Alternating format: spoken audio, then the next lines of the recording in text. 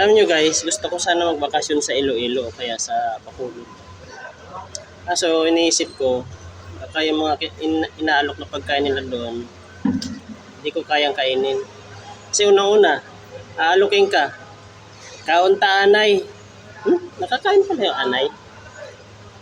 Pangalawa, sasabihin sa'yo, ialok sa'yo, kaunta bala. Biro mo yung bala kinakain. Pangatlo, iaalok nila sa'yo, kauntai.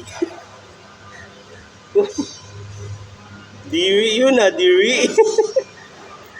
Pang-apat, ialok naman nila sa'yo, kaon kagad. Kaon pa lang kagad. Ikaw, kakain ka ng kagad?